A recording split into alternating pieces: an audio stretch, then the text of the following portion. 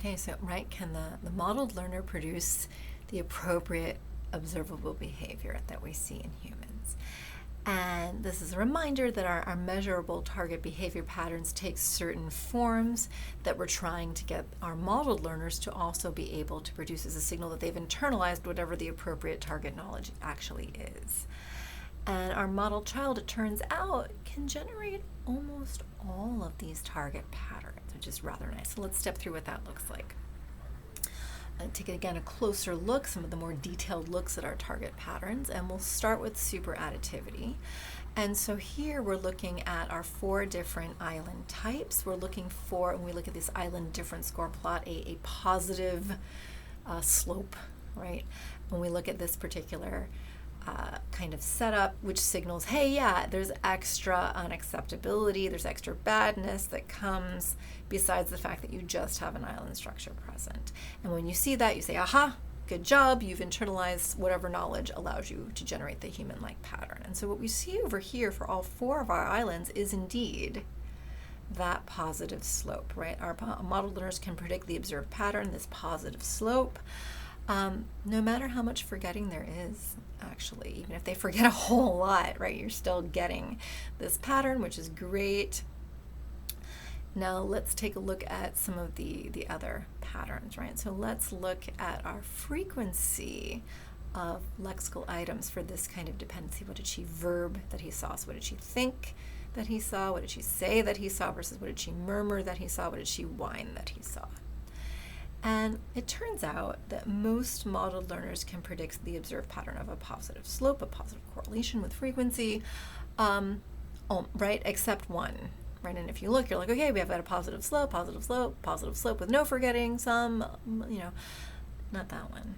What is that one? Well, that's the one that happens when we forget like an extraordinary amount of stuff, when we forget 96% of the stuff in there, we lose this pattern, which is actually not maybe terribly surprising. Like if you forget 96% of this, I mean, are you even gonna get the verb? Like how 4% of the time, what are you getting from here? So maybe it's not so surprising that you can't reproduce that kind of behavior because you really didn't get much input to produce it from. Okay, now let's take a look at our last pattern, which is our child preferences. Okay, so recall then, right, we have this sort of array of preferred or, more preferred versus less preferred interpretations for WH dependencies. Our complex NP1 kids really didn't like, but they like some other ones, right? So we have this array of preferences.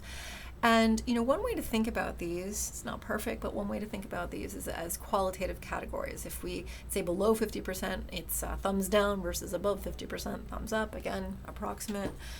And so what we want to try to do is connect these observed qualitative categories to modeled learner predicted judgments, right? So if we have child preference down here, thumbs down versus thumbs up, we can look at our modeled learner preferences on the y-axis and say, okay, are you thumbs down or you thumbs up, right?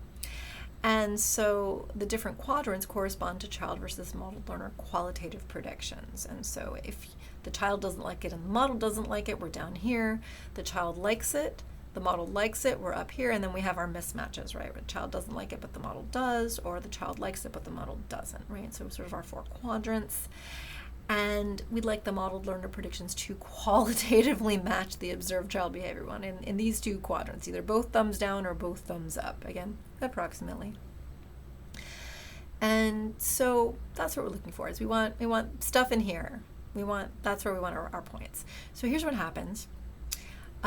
We mostly get that with some exceptions. And the interesting thing is it really doesn't matter how much forgetting there is, you kind of all end up in the same place. So, in general, we have a lot where both the child doesn't like it and the model doesn't like it, fantastic. We have this one where it's kind of like 50-50, honestly, for both the child and the model, fantastic. But then there's this one, the child kind of likes it, the model kind of doesn't, right? There's some variation, but really it's quite clear the model likes it less than children do, right? So that's maybe maybe not so good. But the rest of it we're capturing pretty well. So the takeaway then is that modeled learners implementing this learning theory can generate most of the observed target behavior patterns, right? Even with human-like memory limitations. Like most of the time they get them, and most of the time the fact that they're forgetting a little or a lot doesn't even matter, right? It's actually a pretty robust kind of learning strategy. which means that the model child who encoded the efficient building blocks learning theory was able to generate almost all of children's target behavior. Good job, model child. And this is also true even if the model child has these childlike memory constraints that cause it to forget some of its intake. So the takeaway then, big takeaway, is that this learning theory implemented by the model child using math, of course, is pretty good at capturing children's target behavior.